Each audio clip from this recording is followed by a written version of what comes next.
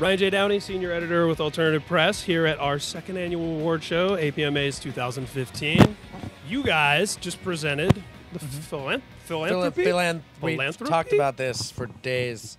It's the most philanthropic artist. Philanthropic. It kind of sounds like Phil Anselmo. Yeah. Right? It rolls off the tongue a little. I don't know how philanthropic he is. No, I don't know.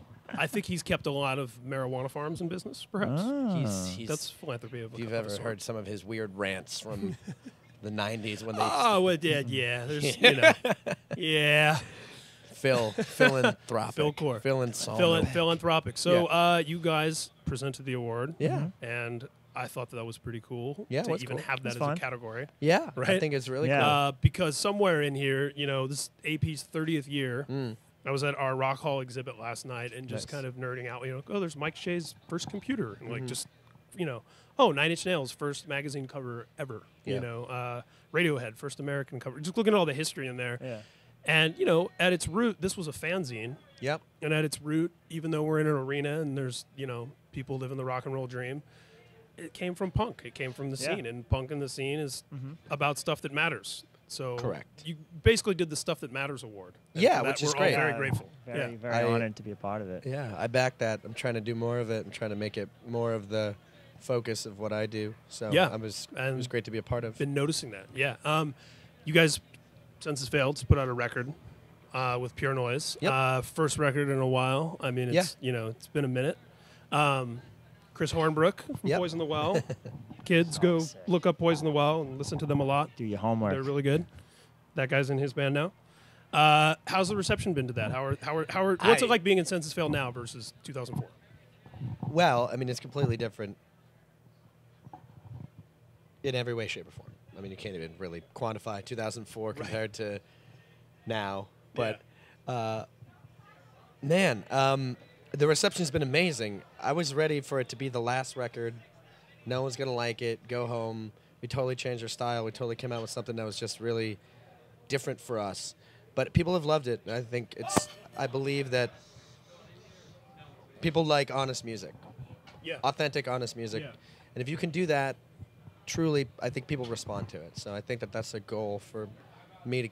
It really reinvigorated playing music for me, that you can do something really honest and really throw yourself out there and have people respond and appreciate that. I love hearing that, because for me that's a conversation I find myself having a lot, because you know, we all have diverse tastes these days, and to me what I respond to is a point of view. And it doesn't have to be political, religious, like it doesn't have to be like an issues oriented, but an artistic point of view, a philosophical point of view, whatever it is. I like artists who believe in things. Yeah. And it doesn't have to be what I believe in, but just like having stands for someone who's got something to say. Like when you look at them on stage, you're like, if that person wasn't up there, they would be, you know, blowing something up. You know, like they've got to get this out. Oh my and that to me is like the through line, right, of like what makes music like this important, because it has actually saved lives. It's also important to, older bands taught me that it's important to do that, and I feel like now being in a band for 13 years, I want to make sure that it's not lost on younger bands, that you can not be a political band and still say something and stand for something, and you can do both at the same time. You don't have to sacrifice one thing for the other. So a lot of older bands that I grew up listening to, Bad Religion and, you know, Anti-Flag, and just it was part of the music scene, and I think we lost that a little, and I think it's important to let younger bands know that you can have a voice, it's meaningful, and you can be a non-political band and have something to say. It works. You can do it. For sure. And there's ways like philanthropy to be involved that aren't necessarily writing songs. Yep. Guys, if you could talk to me real quick about some of the Phil Anselmo-ish. Philanthropic? About some of that stuff that you guys are most interested in, and you know, maybe what people can check out, and the organizations you guys support. I know you've been very outspoken about LGBT issues. Where should kids go to do something to help the world? Yeah, on Warped, we've been, my band Transit's been pushing Heart Support, which is basically a website where you can get on the ground level with the musicians that you look up to, and it basically makes the whole stage, the whole soapbox, like disappear, and it gets you on a personal level. Amazing. To like, I basically just told them my life story, like all the darkest times of my life. It's like a floor show. Yeah, Right? and they can find you through that and connect with you on a more personal level than just trying to decode a song or a lyric. You know what I mean? Yeah.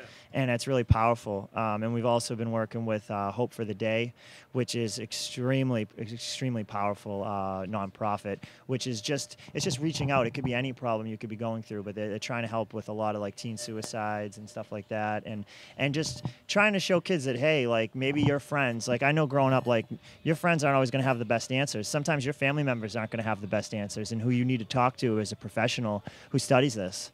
And that's what these nonprofits are. They are here to give you that good advice, not to sway you in the wrong direction. Or yeah, and those are the places where you're not going to feel ashamed. They're not going to embarrass you. They're not going to humiliate you. Yeah, it's one-on-one. I see them in the what tent. They do. Yeah, they'll see one person on talking to one kid, and kids just pouring out to the people working under the tent, and they're just giving them everything they got to help them through it, and leaving them with paperwork, like going home with pamphlets and websites and resources to handle it professionally. And I think that's the biggest problem going on with American youth right now, is that there's not enough professional help, and there's not enough people reaching out. They're just kind of waiting for something to happen, and there's not enough people reaching out and saying, hey, maybe you should talk to these people. Maybe you should, my hometown, it's very messed up. We lose a good amount of kids like every year to drugs and suicide and stuff like that. So I take it very personally. So I like working with them. Yeah. I can't believe there was a time in like the 90s when I was annoyed by how many card tables were out with pamphlets and stuff. Well, it's not like that. Don't worry, it's not like that anymore. So. Yeah, that's what I mean. You won't find any of those at shows. Yeah. So. That's kind of the problem. Let's bring that back. Yeah. Guys, seriously, carrying the torch, flying the flag. We always have to have this pulse, this conscience, punk rock music to make this stuff matter, to keep it separate from One Direction and whatever else. And oh my God, I just brought the wrath of the internet on myself. Hey, they're cool. Hey, nice guys, I'm sure. Yay, APMAs 2015.